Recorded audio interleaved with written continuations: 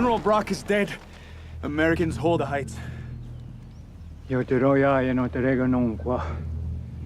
Manchega nunca yarwe. We are but 100 men. They are thousands. Sawadis. Our future was determined by our oath, not the Americans. This land does not belong to them. Comrades and brothers, remember the fame of ancient warriors.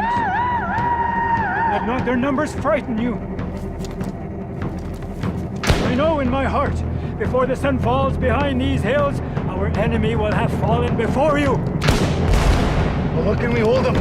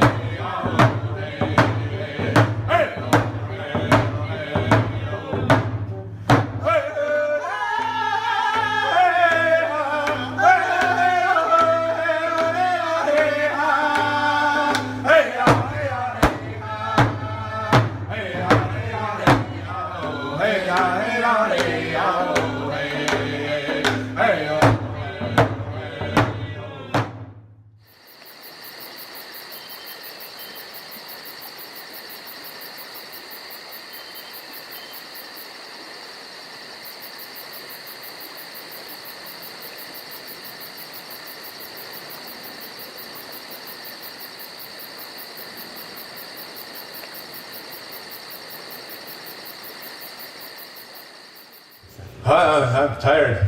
Why don't we just tell Niibaakhom that the Americans are too strong, that there's too many of them, and that we won't be able to overtake them, that we won't win. They say, okay, we'll do that. The other one says, that sounds like a good idea. I'm pretty tired and I'm hungry. I want to go home too. So they all decide, the 5 of them decide that they're going to go back. But what they don't know is that Niibaakhom said during that night, he took the other 5, told those other 5 warriors, you're going to go over and count how many Americans are there. You're going to find where they're camped. You're going to count how many tents there are, how many guns there are. And then you're going to come back and tell me. These ones he changed into bats, or they changed themselves into bats. These ones took the forms of bats. Then they flew over, and they actually overtook the Mainganuk, and they saw them on top of the hill, and they flew over them, and then they went, and they actually counted, and then they came back. So all of them came back. They arrived around the same time. Niibaakhom said, okay, I'll question each one of you. And his helper then had them, different helpers, he said, keep them all apart. One by one, I'm going to talk to each of these guys on their own. So the first wolf comes in and he says, okay, how many are there? And he says, oh, there's too many, I couldn't even count that high. They're all over the place there, we'll never be able to overtake them. He says, well, did you count them? I said, I can't count that high. Okay then, so he told him to go out the other way. Next guy come in. He says, oh, I counted 500 tents. And how about the guns? Oh, there was lots of guns. 500 then, okay. The next wolf come in, he says, oh, there must have been about 300 tents there. And there was 10 guns in front of each, stacked up like that tripod there on that camera. And he says, okay, next guy come in, he says, there's 1,000 of them, 1,000 tents. And there's 10 tents in front of them. We'll never be able to overtake them. So each one has a different story. They don't have their story straight. They didn't bother to make up their lie before they came back.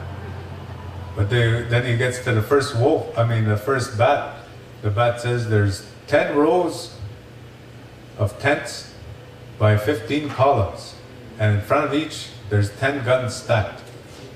So Niibaakhom says, no. Next wolf comes in, says the same thing. They all say the same thing. There's 10 rows of tents by 15 columns.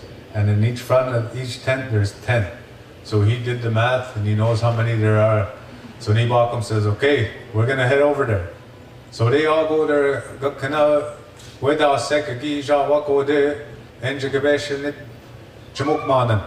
that they go where the Americans are camped. So then Niibaakhom stays up all night and he tells them, okay, you guys rest. All of you rest. Sleep. Save your energy. We're going to go. And he tells them what the battle plan is. So he says, but once they say in one version, when the first streaks of lights of dawn appear, then I'll call you all. And then what we're going to have is we're going to send a row of 10 runners down those columns. And your job, what to do, you use Bagamagan dash Kanakazin. You're just going to use your war club. And all your job is to do is to knock down that tent. You don't fire any gun. Nobody fire a gun. You just knock down that tent.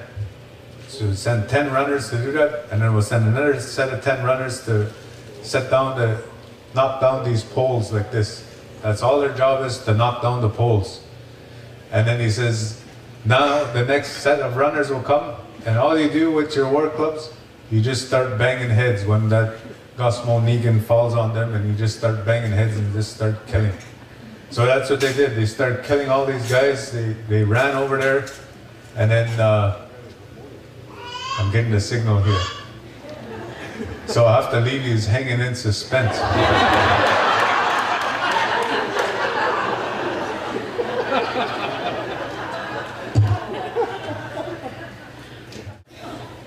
They end up breaching the fort, and they end up, as each one stands over the top, Niibaakhom says, Asma Tik Jacques, go right up against the wall. And he says, don't fire any guns. And then finally one of the sentinels at the base of the garrison there let out the yell. And then that's when some of the ones in the fort started to wake up. And then they woke up others, and then they would lean over to shoot over the wall. And as they leaned their head over, that's when Niibaakhom had his men, a set of men, stand right up against the wall, and their job was to pick off these guys that peeked over the top. So they all started peeking over, and then these guys started sharpshooting and killing off these other guys. And then that's when Niibaakhom ended up breaching the fort finally, and he took the fort. But what he had expressly told the British is, you're not going to fight with me on this side of the river, you fight on that side of the river. And then all those three tellings of that version, I've been looking for this battle in the archival documentation, but I haven't found it yet. Because what they say in there is that Niibaakhom fought on one side of the river, the British on the other. And he says that once you've attained victory, raise the British flag. So Niibaakhom got in there and he raised the British flag, and he looked across the river and he saw that the British were also victorious on the other side, and they raised the British flag. So there's supposed to be two forts, but in the oral tradition, a couple of them said it was Detroit. But I don't, it doesn't quite match up that it would be Detroit. So I was looking at Niagara and other places where this battle possibly had happened. But that's who are the story of one of our ancestors from Manitoulin. Niibaakhom had a son named Debassige, and then Debassige became chief at M'Chi-geeng. And then once Debassige got baptized, he took the name Lewis Debassige, and then now that's a big surname on the reserve. But that's how we have a tie to the War of 1812 as well as to the death of Tecumseh. Miigwech is in the Mekana Enchiek, Minwa Dasha, Kana Naki Jik, Minwa Java Koi Jik, and Dege Jik, Minwa Dasha, Getsit Pitsit, Giken Ma. So thank you for listening to me. Thank you for drumming and singing. And thank the elder for saying the opening words, and for everybody who worked on putting this together to invite me to come and talk for a little bit. Miigwech.